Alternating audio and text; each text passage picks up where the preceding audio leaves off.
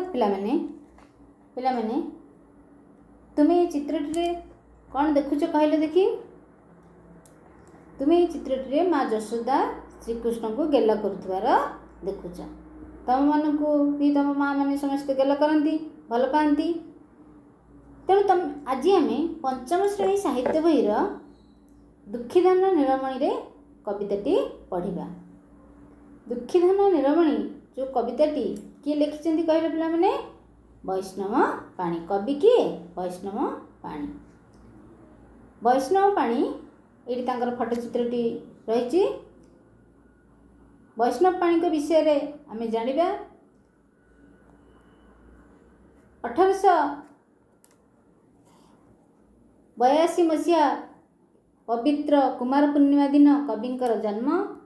तांका द्वारा रचित गीतिनाट्य मेघनादबध, रंगसभा, नल दमयंती, महिरावणबद्ध, प्रह्लाद चरित, रावणबद्ध, सीता वनवास, अभिमन्युबद्ध, बिल्वमंगल ओ वर्णबद्ध ओडिशार पुरपल्ली रे बेस आदृत। 1956 मसीहा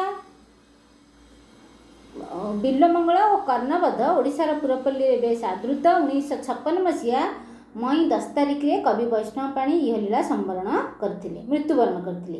गणकवि भाव में से बेस जना शुणा। तेणु तांकर जो कहली केते गुडी गीतिनाट्य रही। मेघनादबध, रंगसभा, नल दमयंती, महिरावणबद्ध, प्रह्लाद चरित, रावणबद्ध, सीता वनवास, अभिमन्युबद्ध, बिल्वमंगल और कर्णबद्ध ओडिशार पुरपल्ली रे बेस आदृत। समस्ते ये जो तांकर रचित नाटक गीतिनाट्य गुड़िक समस्ते देखा भल पाई। 1956 मसीहा मई 10 तारिख रे कवि वैष्णव पाणी मृत्युवरण करथिले। तांको केउ कवि भाव में से जनाशुना गणकवि भाव में से बेस जनाशुना। तेणु कविताटीर आमे केंद्रीय भावधारा जानिबा। पिला माने माता यशोदांकर दुखीधन नीलमणि थिले श्रीकृष्ण। कंस ताकू मारिदेवा पाई नाना उपाय करिथिला। एपरिकी धनुଯାत्रा आयोजन करी कंस कौशलक्रमे निजर राज्य मधुपुर को श्रीकृष्ण को डकाई नहीं।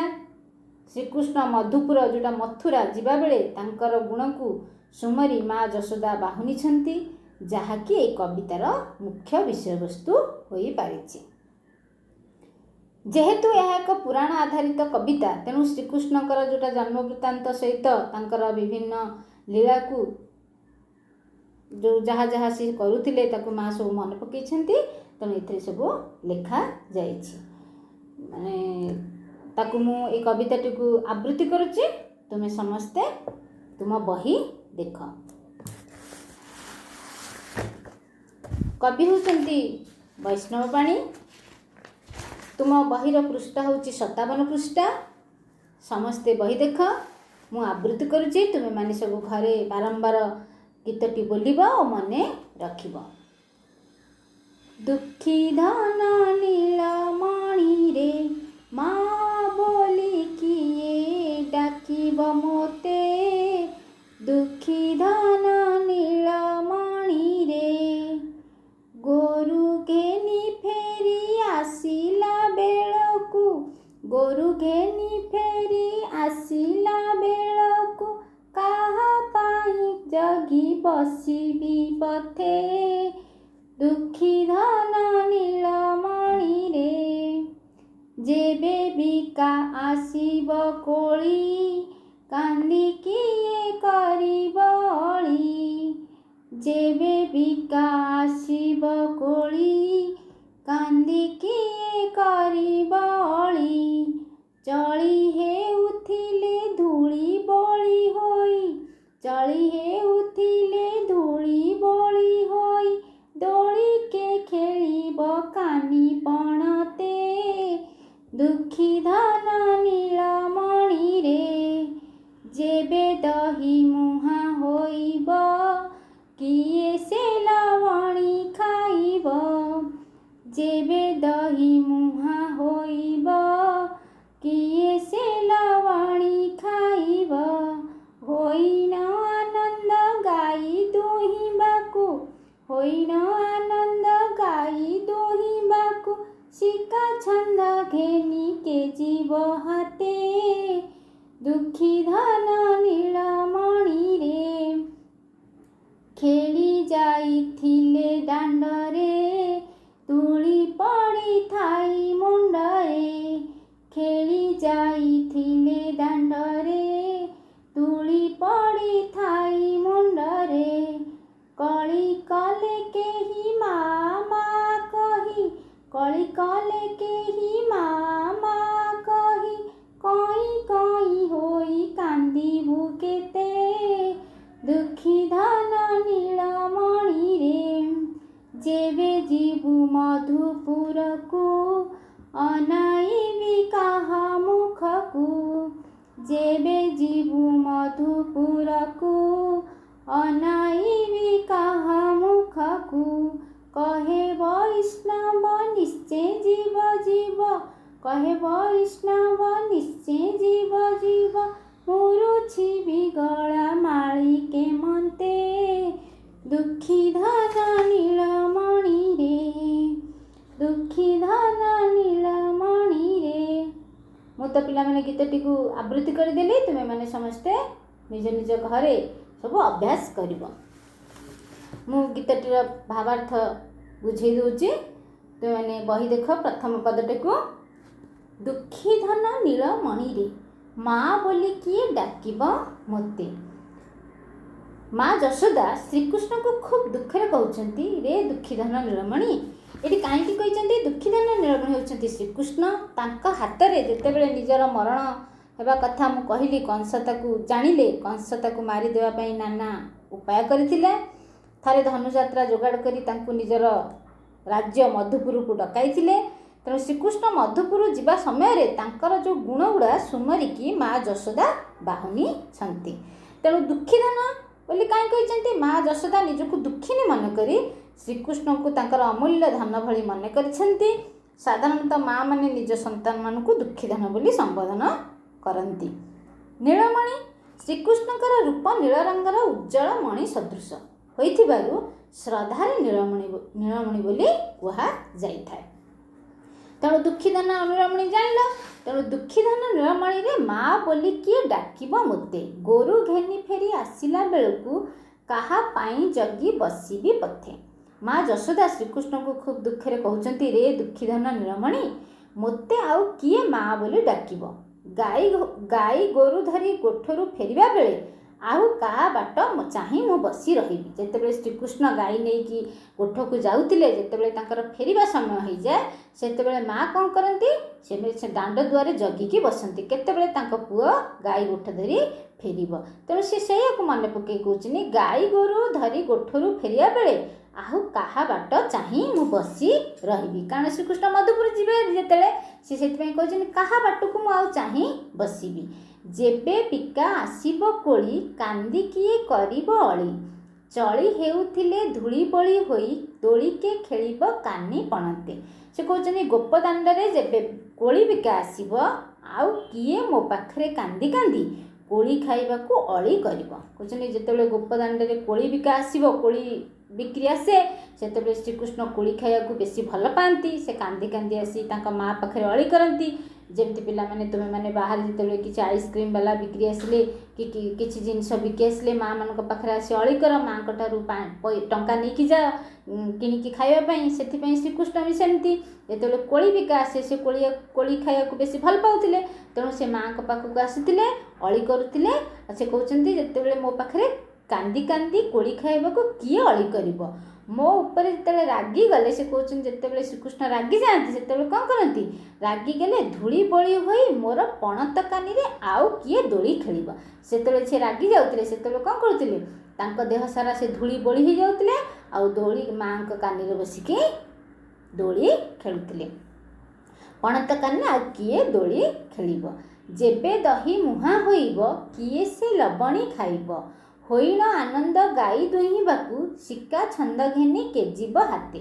ସେ କହୁଛନ୍ତି ଯେତେବେଳେ ତମେ ଜାଣିଛ ସମସ୍ତେ ଶ୍ରୀକୃଷ୍ଣ ଲହୁଣୀ ଖାଇବାକୁ ବେଶୀ ଭଲ ପାଆନ୍ତି। ତେଣୁ ସେ କହୁଛନ୍ତି ଯେତେବେଳେ ଦହି ଘଷୁଥିବି କିଏ ଆଉ ଲହୁଣୀ ଖାଇବ। ମା ମନେ ପକାଉଛନ୍ତି, ମା ଯଶୋଦା କହୁଛନ୍ତି ଯେତେବେଳେ ସେ ଦହି ମୁହିଁବେ, ଯେତେବେଳେ ଦହି ଘଷୁଥିବେ, କିଏ ଆଉ ଲହୁଣୀ ଖାଇବ। ଗାଈ ଦୁଇଁବା ପାଇଁ ଆଉ କିଏ ସେ ଖୁବ୍ ଆନନ୍ଦରେ ହାତରେ ଶିକା ଓ ଛନ୍ଦ ଧରି ଯିବ। ପିଲାମାନେ ତମେମାନେ ଗାଈ ଯେତେବେଳେ ଗାଈ ଧୁଆ ହୁଏ ସେତେବେଳେ ଗୋଟେ ଗୋଟେ ଗାଈ ନାତ ମାରିଥାନ୍ତି। ତେଣୁ ତାଙ୍କର କ'ଣ କରାଯାଏ, ଛନ୍ଦରେ ଗୋଟେ ରସିରେ ତାଙ୍କର ପଛ ଗୋଡ଼ ଦୁଇଟିକୁ ବାନ୍ଧି ଦିଆଯାଏ। ତାକୁ କ'ଣ କହନ୍ତି, ଛନ୍ଦ କୁହନ୍ତି।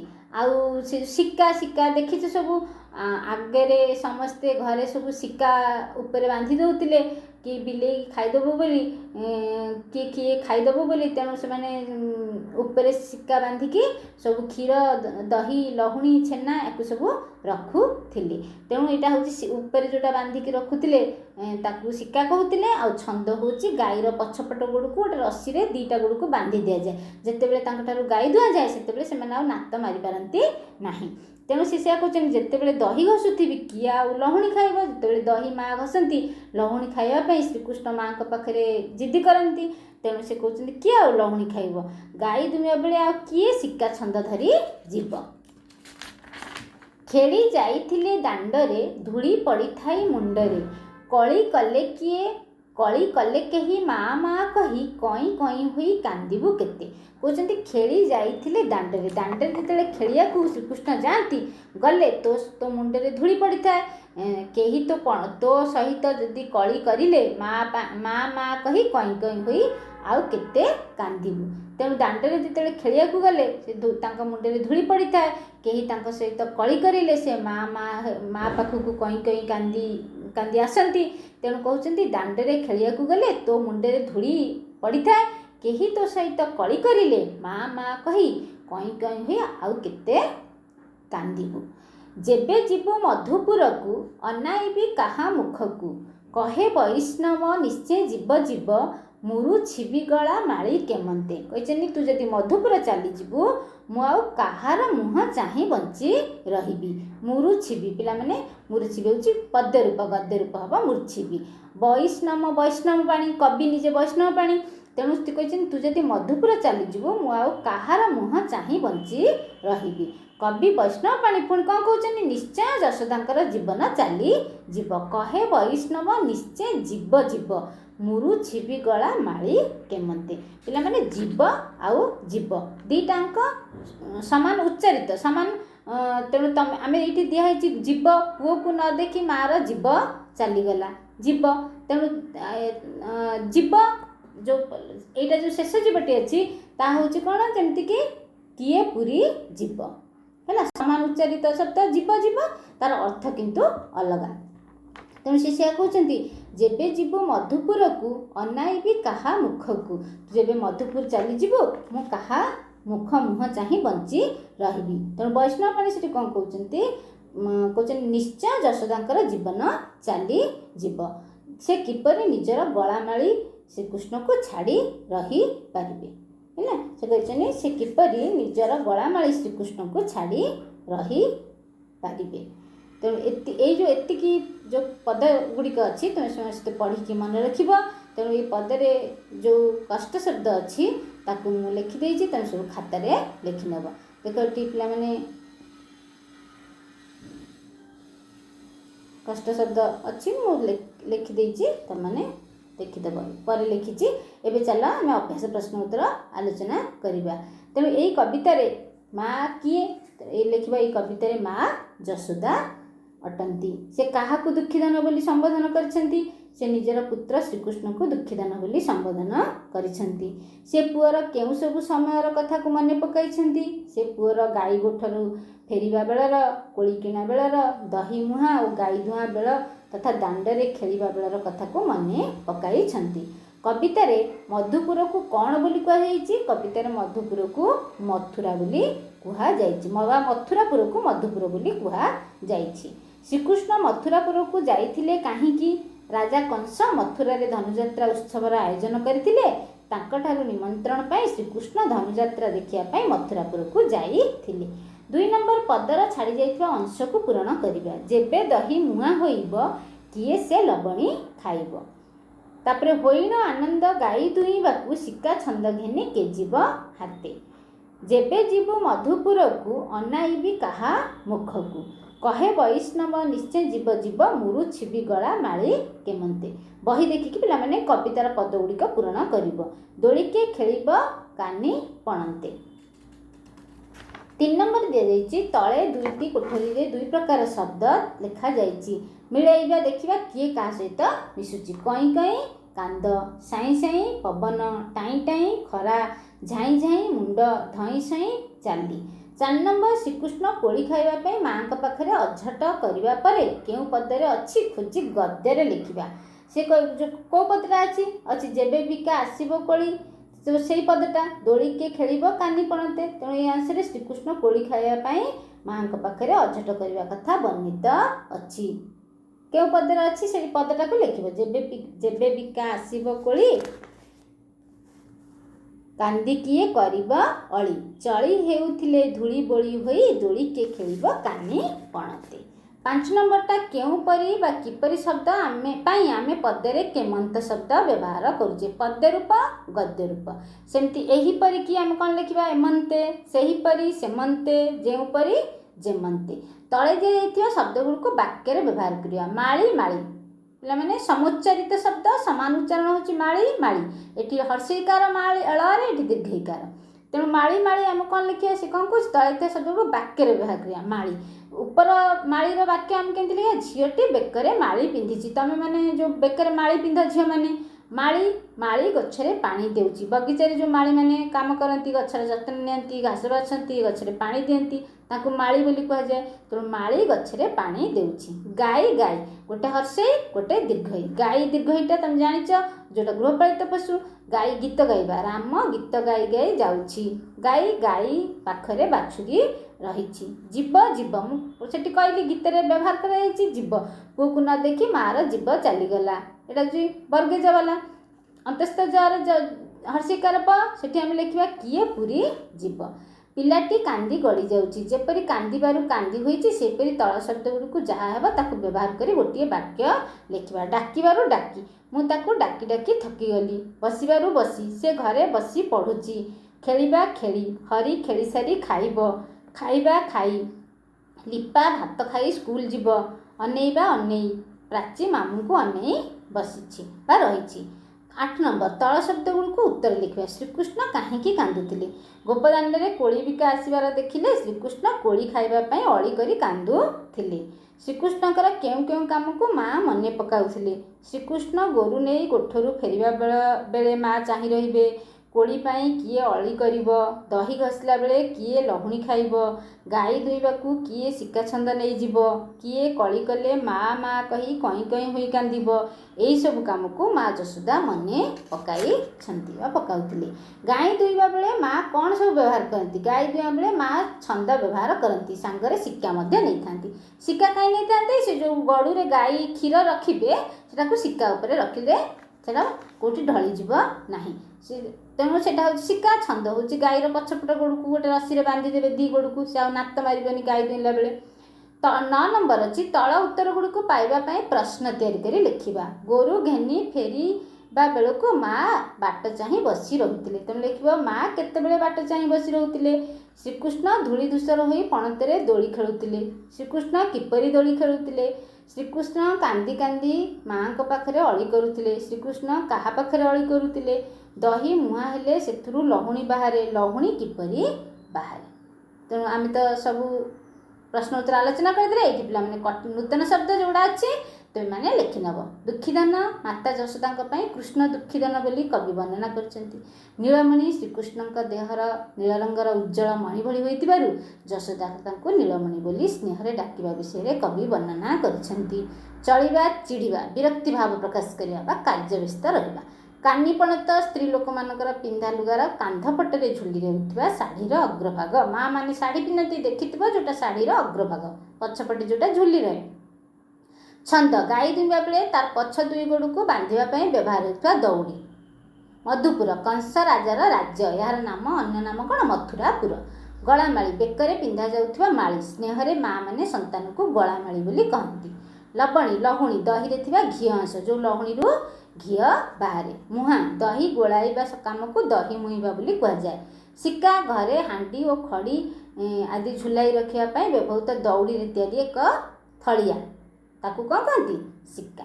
तेणु सबुतक शब्दर अर्थ तुम मैंने खातार लिखिनेब आ प्रश्न उत्तर अभ्यासर प्रश्न उत्तर समस्ते करिब। आजिर कालांश एतिकी आमे पुणी आसंता क्लास रे पुणी देखा हेबा।